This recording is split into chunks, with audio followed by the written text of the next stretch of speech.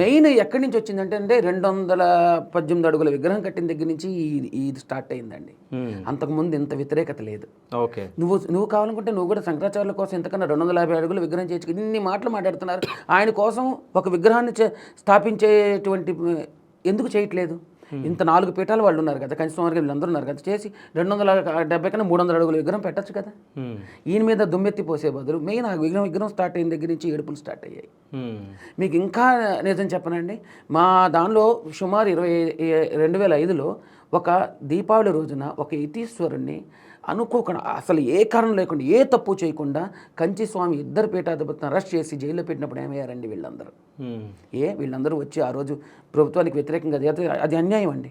అత్యంత కుట్ర జరిగింది, మా హిందుత్వం మీద అత్యంత కుట్ర జరిగింది. నాకు చాలా బాధేస్తుంది. జైల్లో పెట్టాల్సిన అఘాయిత్యం కోర్టులు మెట్లు ఎక్కిచ్చారు, జైల్లో ఎక్కిచ్చారు. ఇంత చేస్తున్నప్పుడు మీరందరూ ఏమైపోయారండి? మా కంచిస్వామి జరుగుతున్న అన్యాయానికి ఏం చేశారండి? ఇంతమంది ఉన్నారు కదా, ఆ రోజు ఏమైపోయినాయి ఈ నోళ్ళు? చిన్నజీయర్ స్వామి మాట్లాడడం జరిగింది అప్పుడు మరి? నాకు నేను అప్పటికి ఇదిలో లేదు, వారు అందులో ఖండించడం నాకు తెలియదు. అంటే ఒకవేళ ఖండించకుండా ఈ క్వశ్చన్ ఆయనకు కూడా కదా. ఓకే, మొహమాటం ఉంది. ఇప్పుడు ఇంతమంది ఉన్నారు కదా మన సామ్రాజ్యం, ప్రతి ఒక్కరిని అడుగుతున్నాను, ప్రతి ఒక్క ఇంతమంది ఒక పీఠానికి వచ్చినప్పుడు నీ పీఠానికి రాదనే ఉంది. ఆ పీఠానికి వచ్చినప్పుడు ప్రభుత్వాన్ని ఎదిరించి వీళ్ళందరూ ఆయన ఏ తప్పు చేయలేదండి. నిర్దోషిగా చూశారు కదా, నిర్దోషిగా చక్కగా వచ్చారు. ఎంత మానసిక క్షోభ అనుభవించుని ఉంటారు స్వామివారిని. 2 స్వామివారిని జైల్లో పెట్టించే దుస్థితిలో ఉంది మన హిందూ సమాజం. ఏమైపోయారు వీళ్ళందరూ? చాగంటి గారు ఏమైపోయారు? గరికపాటి గారు ఏమైపోయారు? ప్రతి ఒక్క పీఠాధిపతులను అడుగుతున్నాను నేను, ఏమైపోయారు అప్పుడు?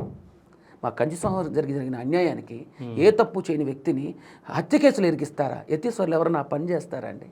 ఎవరన్నా యతీశ్వరులు పని చేస్తారు? మీరు నమ్ముతారా? అంటే ఈ క్వశ్చన్ ఇప్పుడు మీరు అడుగుతున్నారు, ఇన్ని రోజుల నుంచి ఎందుకు అడగలే?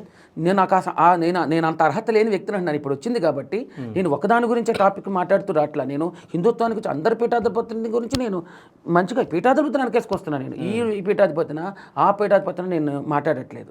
నేను ఏ పీఠాధిపతిని అడ్డుబొట్టు పీఠాధిపతిని నిలువబొట్టు పీఠాధిపతిని పీఠాధిపతులు అంటే నాకు మనసు బాధపడుతుంది.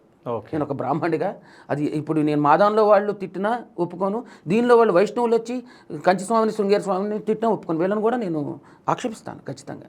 పీఠాధిపతులే అర్హత మనకు లేదు, వాళ్ళకి ఆ గౌరవం ఇవ్వాలి.